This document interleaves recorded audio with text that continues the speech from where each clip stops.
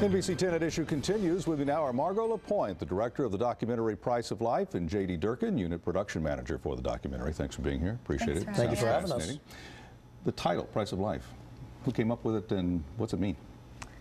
Liz Malinowski is one of the students in the class. She was one of the writers. She came up with the title.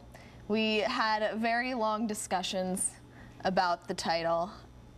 Price of Life, we thought, encompassed Robert's experience going from valuing drugs and clothing and cars to valuing himself and just earning an honest living. Mm-hmm. And do you think in the documentary you answer the question, price of life? Because it's a question mark, right? Yeah, I think so.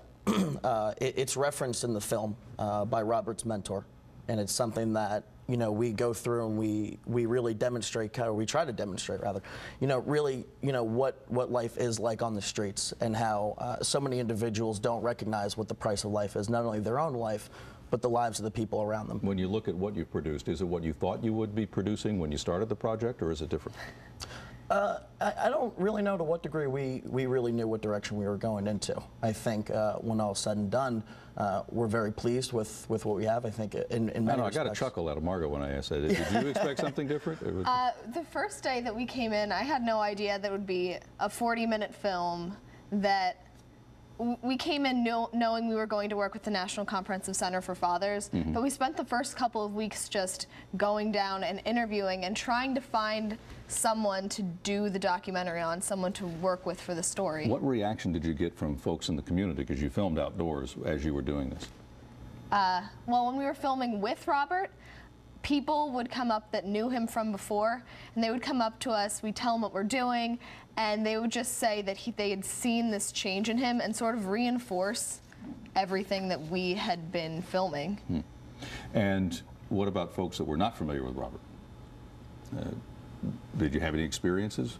Well, yeah, constantly I felt like over the course of the entire semester, whenever we were out, on the street, we were, constantly being asked, walking around with cameras and, boom mics and these kind of things, illicit questions. People very frequently want to know what's going on when you see something like that. And that was interesting because that gave us the opportunity to further discuss, to even people on the streets here in Philadelphia, not only about what we were doing, but to kind of raise awareness about ourselves as student filmmakers. Television and film are very good at capturing the emotion of something.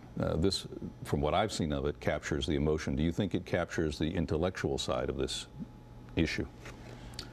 I think so. I think that was part of our education. I like to describe it, this course and the development of these two, these two short films, really was an all-encompassing education. And that, the intellectual side of it, at the end of the day, this was a class, and this was, there were rigors through academia, and the end product is the marrying of those two aspects of everything, of our experience and how it all comes together. And what we've talked about a lot is Robert has a really unique story, but unfortunately the same kind of thing happens to a lot of people, and it's sort of a cycle that they have to go through. Mm-hmm. And we use a lot of statistics throughout the documentary to demonstrate that this is a problem that affects a whole community.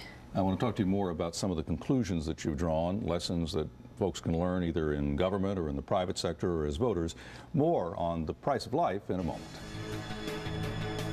You're watching NBC10 at Issue.